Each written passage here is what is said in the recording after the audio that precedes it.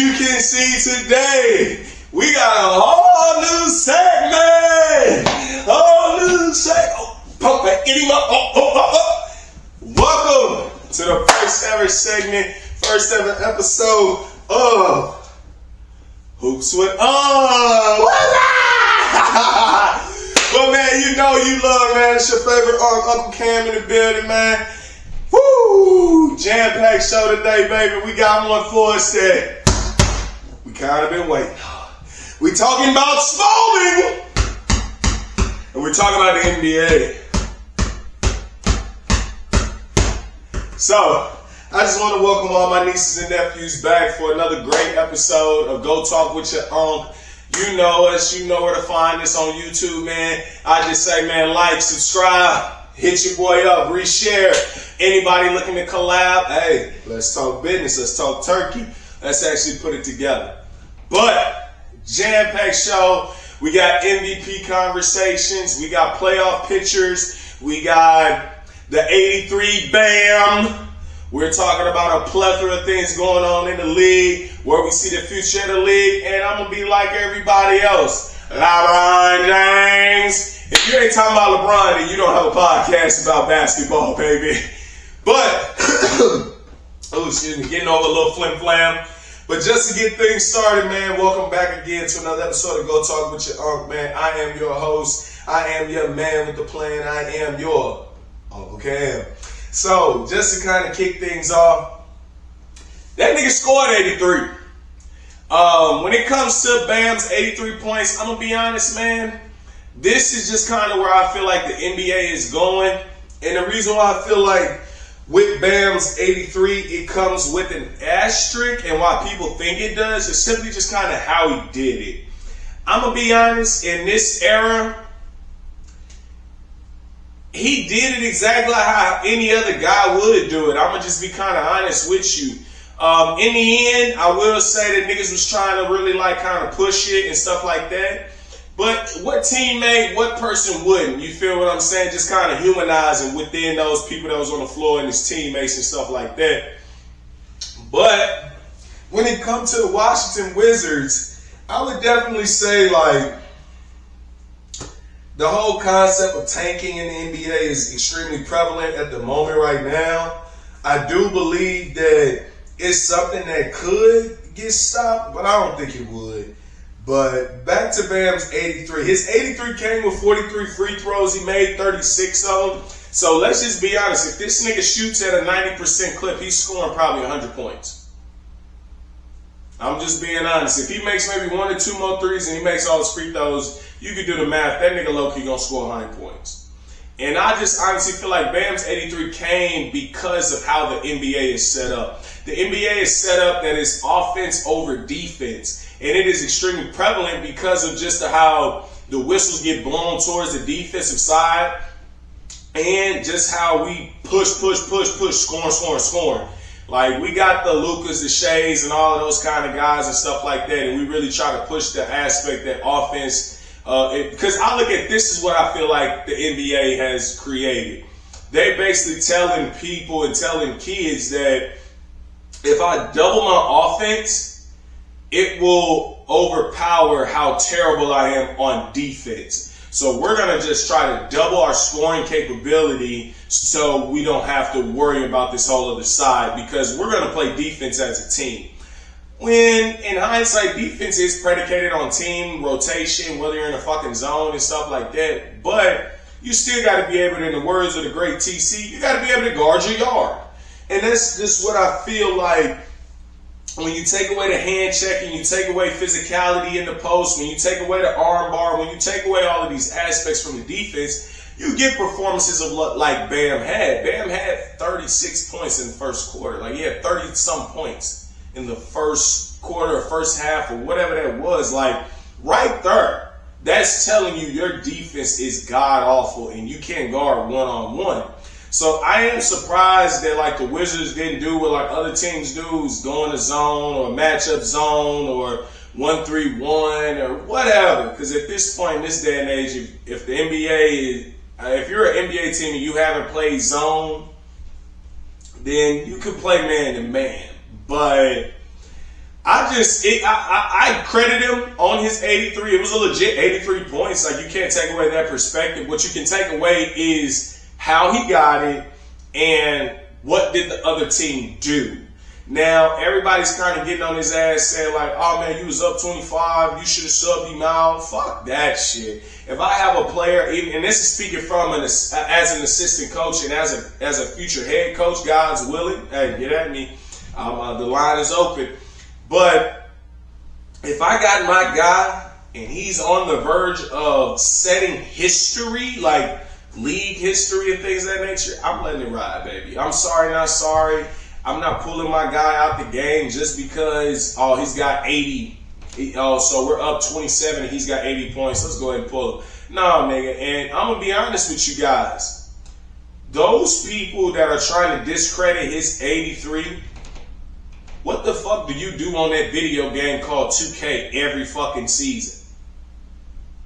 How many of you guys have scored 100 or 115 points or whatever you scored on a video game? And people will be like, well, it's a video game.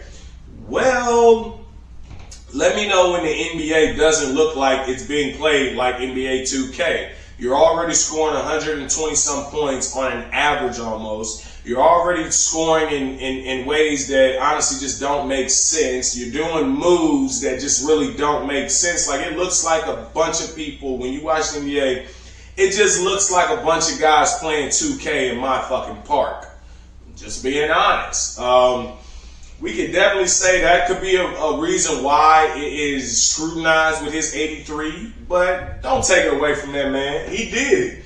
And I just really feel like with a guy like Bam, who is extremely humble, and he's starting to come within himself, because you can see some of the comments that he made, even towards like D-Wade, to the league and all that kind of stuff, where he's like, bro, I'm not apologizing for that shit. Them niggas should have stopped me. And then it's like, you couldn't stop me and things of that nature. Now, it was definitely a situation where it was a real, like, give and take, more or less. But I'm not discrediting that man for scoring 83 points in an NBA game. I'm going to just be honest. This is the NBA. This is what we created. This is what the Steph Currys and the Kevin Durants have caused. Because I ain't going to lie to you, I credit those two kind of guys the most, because when they came into the league, they were just offensive-driven guys and they were defensive liabilities. Whereas the LeBron Jameses, the Kawhi Leonards of the world, when they came in hindsight, they were viewed as guys that were going to do everything guys, whereas they weren't just one-sided guys. When the Steph Currys and the Kevin Durants come in the league, man, they're one-sided. Kevin Durant's not going to do anything for me on the defensive side of the ball. I'm going to be honest. It was at points in times in his career, guys used to attack him. Same thing with Steph Curry. And that's why I say they came on with the mindset, let's just double the offense and leave the defense where it is. So that's why they're banking on, hey, we're just going to get up more shots. In hindsight, that's really what it is. I'm just being 1,000% honest. If you coming down the court within 5 seconds and getting a shot up in 10 seconds, I mean, you're not a basketball player. I'm sorry, not sorry. I mean, you might be scoring at a high clip within those first 10 seconds, but you're not a basketball player. You can't read the defense. You're not doing that. You're a hooper. You are 1,000% a hooper, but you're not a basketball player. So if any high school kids, anybody seeing this, will see this, you need to understand, bro, you need to play two sides of the court. Because I'm going to be honest with you, we're going into a world where colleges, high schools, and even NBA teams are going to steal the template of the San Antonio Spurs and Oklahoma City Thunder. Where they're going to look at it like, yo, we got one guy that is going to score a majority of our points. But the rest of you guys, you better be able to do all the other stuff. You better be able to score. You better be able to play defense. You better be able to rotate. You better be able to communicate, because he's just going to focus on scoring. You other guys, you better focus on everything else that he's just not focusing on. So I feel like that's just kind of where we're going in league and stuff like that. And not just in the league, in basketball as a whole. So, excuse me. Because a lot of players are being all taught and trained the same way. So if I'm teaching one kid this and then the next kid the same thing and so forth and so forth and so forth, then at that point, then every kid would just be the same player. And now I'm not looking for any uniqueness. I'm just asking you to fill a void and fill a role. And if it's 5 people that do the same thing, then I'll just take my chances on maybe one of you or anything like that. There's no uniqueness to anybody's game. There's no, like, this is who I am as a player. I play like this style, and that's not changing, more or less, and stuff like that. But just to kind of go back to the topic at hand, is 83. Don't take away from that man's 83. That man did drop 83 points in front of his mama and his woman. Any real basketball player could dream of a moment like that where you're like, man, I dropped 60 in front of my shorty and my mama. Man, I'm that dude. And I'm going to be that dude for a long time in my household. I don't know about y'all guys, but hey, nephew, if y'all go out there straight post moves, half spins with jump looks, and I drop 80, and my woman putting this in there, oh, nigga. You can't tell me nothing for 3 months. Until the season's over, you can't tell me nothing, brother. I'll look at you every time and be like, man, nigga, I dropped 80. What are you talking about? I dropped 80 in front of my mama? My mama? Man, stop playing with me, bro. Then I look at, and in front of my woman. And my woman is the best women's basketball player in any shape or form. So, brother, man, I tip my hat to you, dog. I tip my hat to you, Bam, by any means. I ain't got no asterisk by it. What I got an asterisk by is the NBA. This is what you created. You said offense is more important than defense. You stripped the defense of being able to be a defensive concept. You stripped them from being able to have physicality. You stripped them from a hand check. You stripped them from having bumps. You stripped them of the verticality rule. You've literally just stripped defenses. That's why we just seen guys. I mean, Joel Embiid dropped 70 not too long ago. We seen Dame drop 60. We seen Devin Booker, I think, drop 70 as well. So to think a guy couldn't score 80 after you having consistent guys scoring the 60s, consistent guys scoring the 50s, consistent guys scoring the 70s, 81 shit but a number. So I will say this. Scoring 100 points? Yeah, that shit happened. I don't give a fuck what nobody say. If I just watched the nigga drop 83 and potentially could have scored 100 points, like, let's be honest, he had a minute and some change left. If he'd have made, like I said, all his free throws, because he went 36 and 43, so right there, that's 7 more points. So he has 90 right there just making all of his free throws. So then you push that to now, okay, that's 90. All I need is 5 shots. 5 shots. That's easy. 2 threes, 2 layups. That's only 4.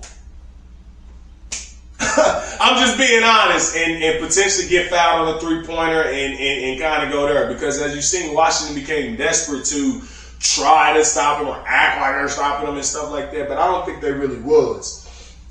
But I will say this, though.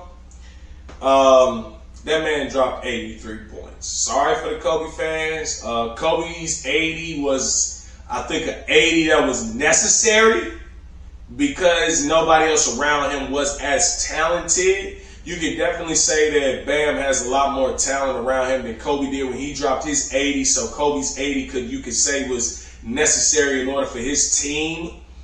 But nonetheless, the nigga dropped 80, bro. I know a plethora of guys that sit on 2K daily just dropping 80 in the video game. And I bet if I look at your damn my player and his stats, the nigga's probably averaging 30. So let's really talk about it. So honestly, shut up. Sorry, not sorry. Just shut up, because you talk about something of a concept that you're not even actually paying attention to how he got that and how the NBA even could allow you to do it. But this next topic I really want to get into is the MVP race. And I'm not no dude that's going to sit here and, oh, well, he's first.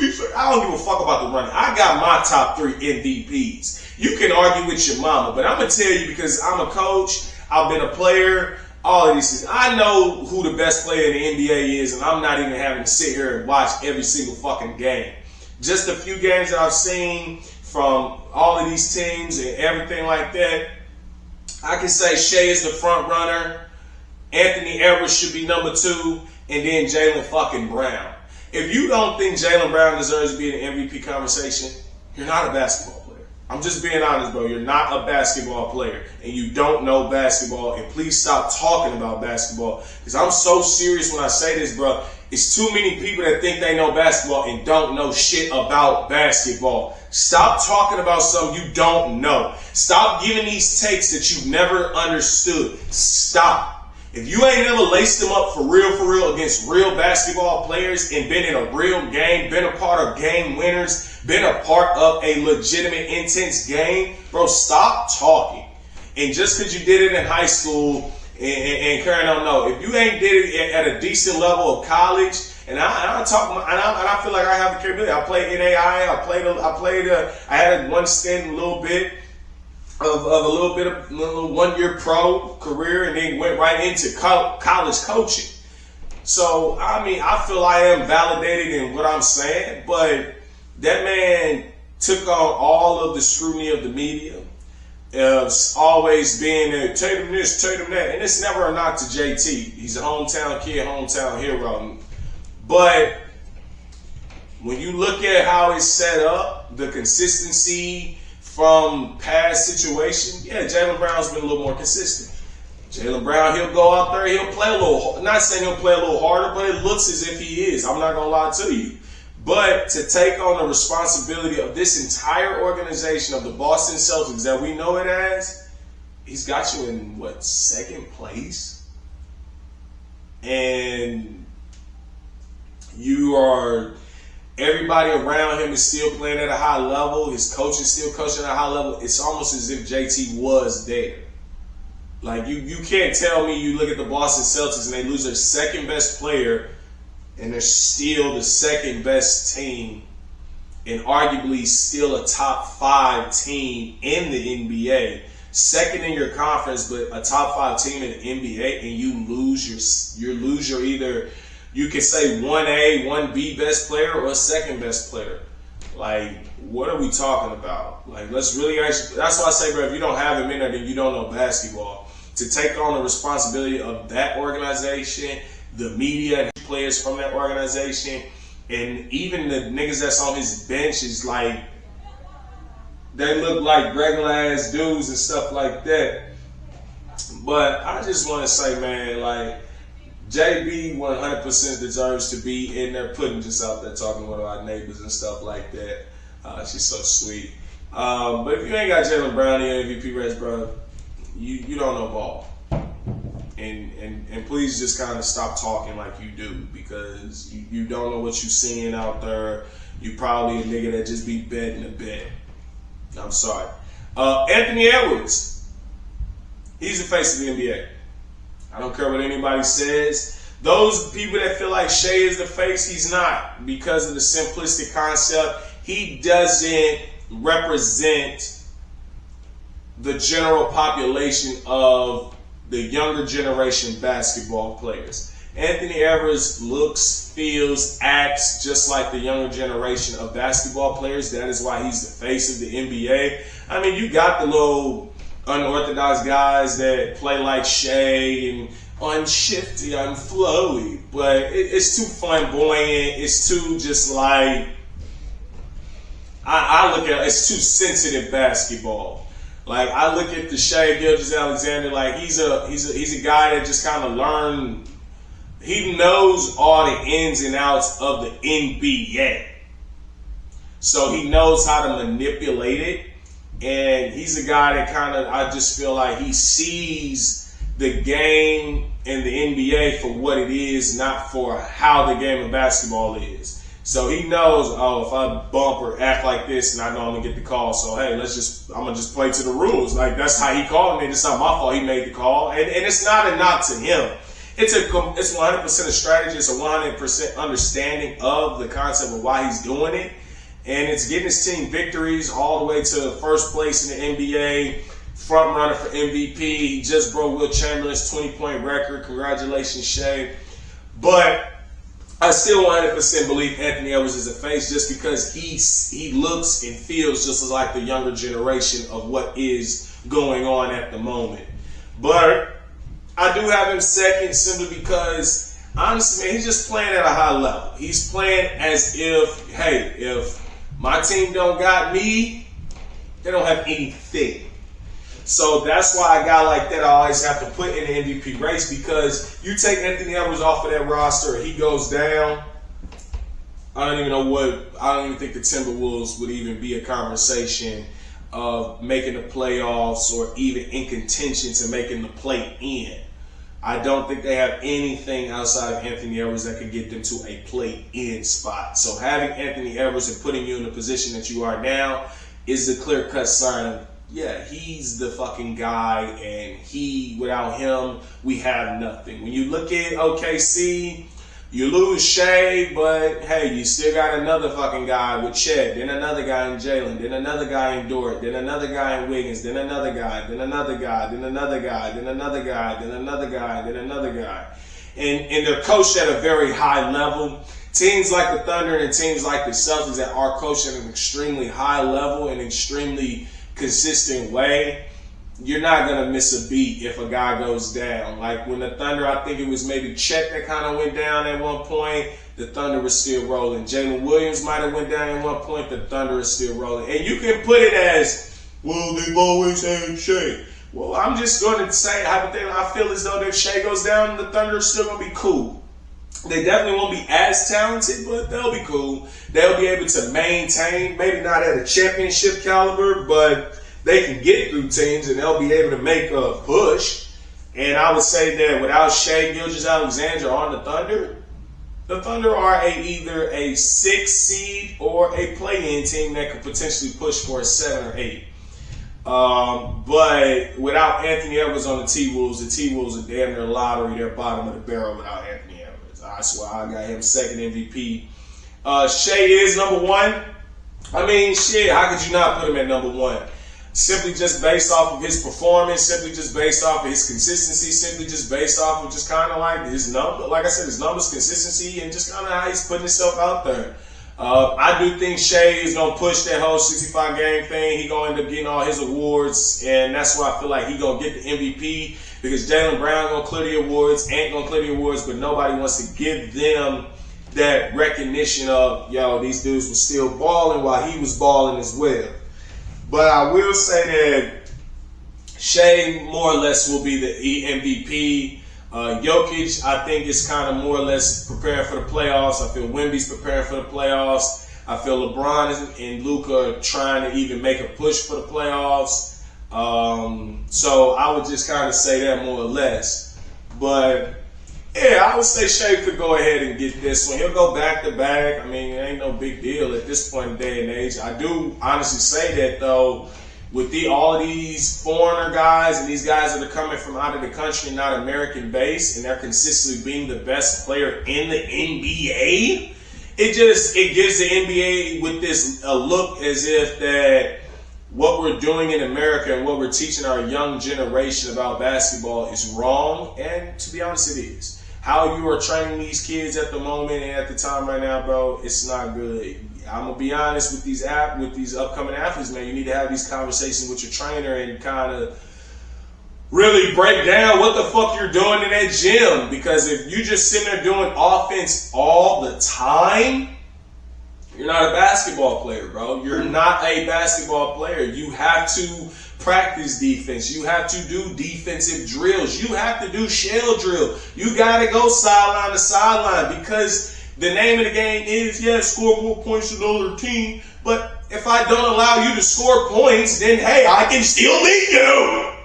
But guys aren't, I just don't think guys are actually looking at defense anymore. And even if you know how to just rotate and defend and communicate and talk and give effort, that's defense. Those are literally all the customs of playing defense. And in the NBA, it's an extreme lack of there is when it comes to that. And I feel like it is really, really trickling down to the younger generation, from college to high school. Like, we got college guys doing load management.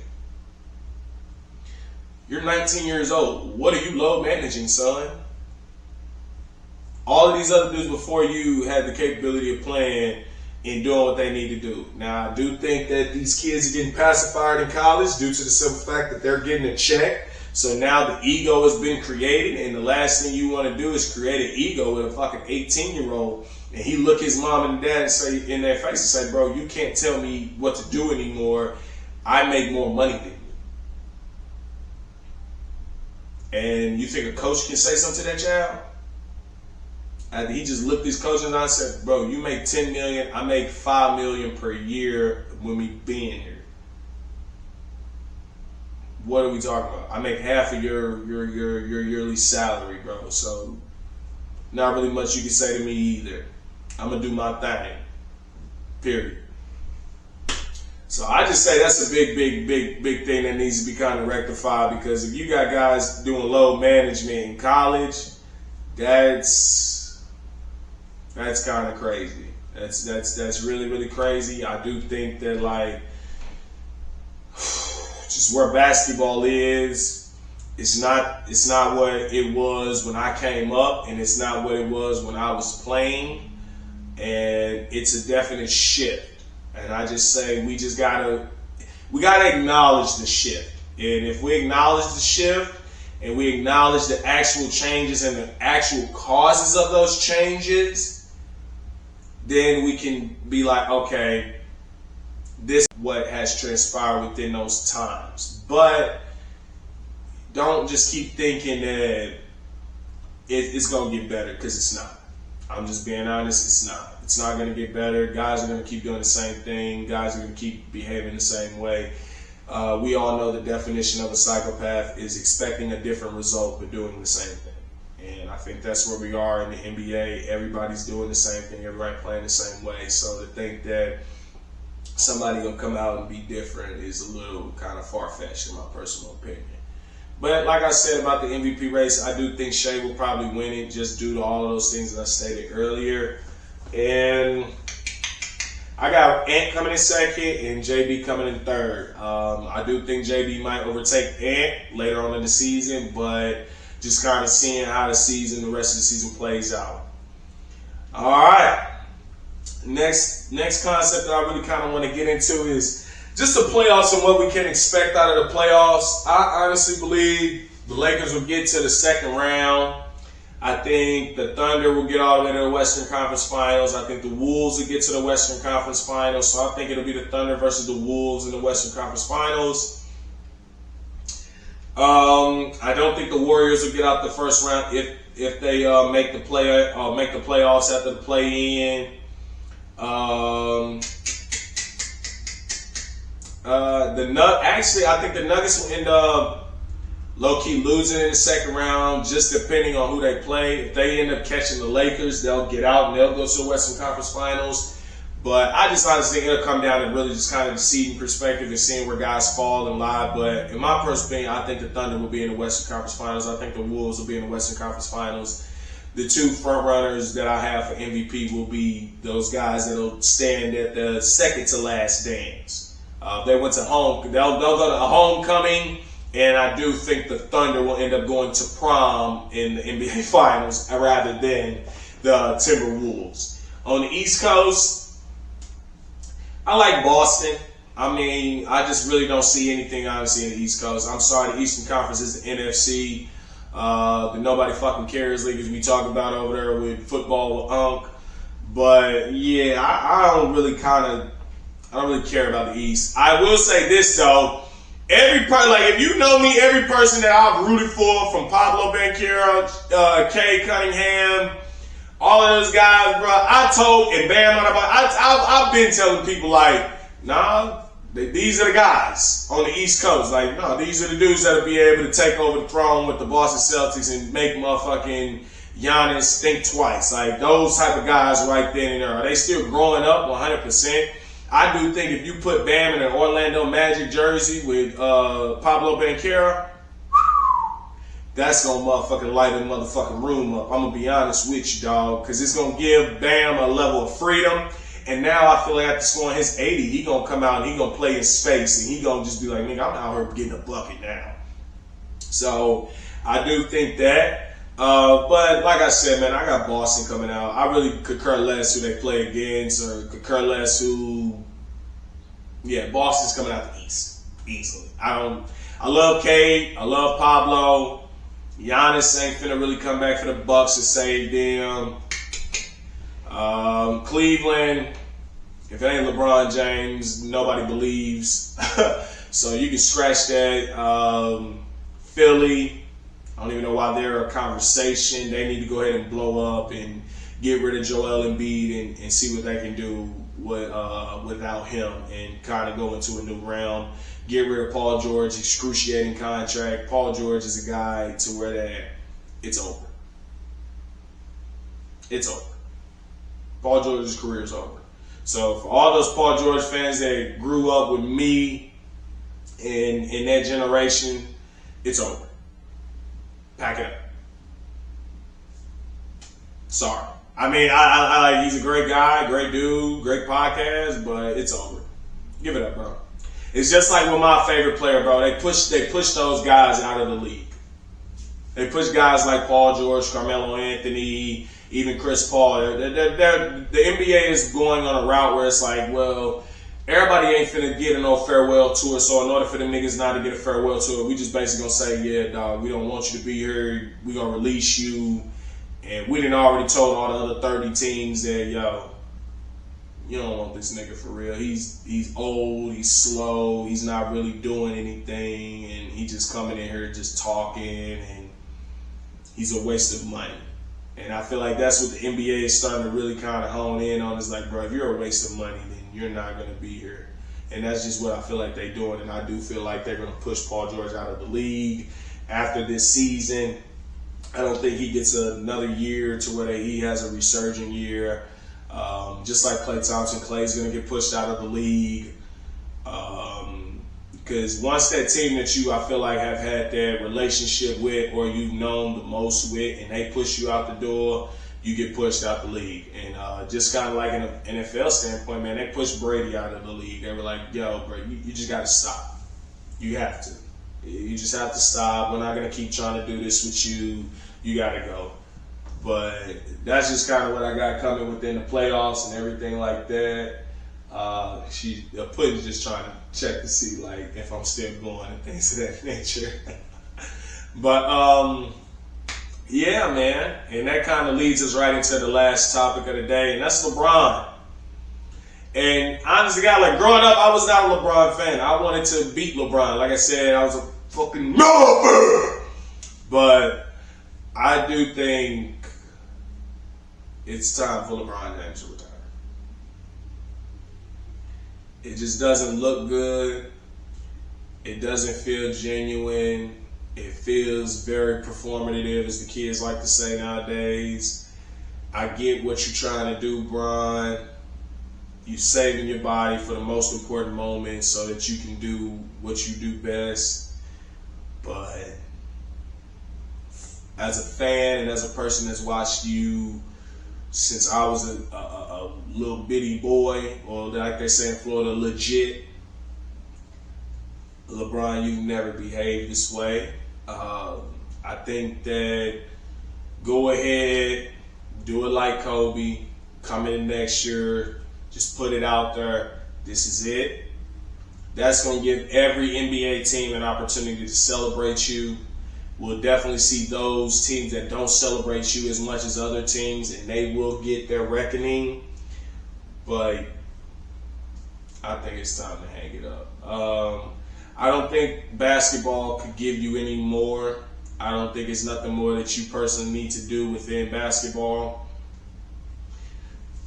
Excuse me. You've let it be known who you are, what you got going on, and some. And I just think, yeah, Bron, it's about that time, because I feel like this is taken away from your son, and I just think it's time to step out the light.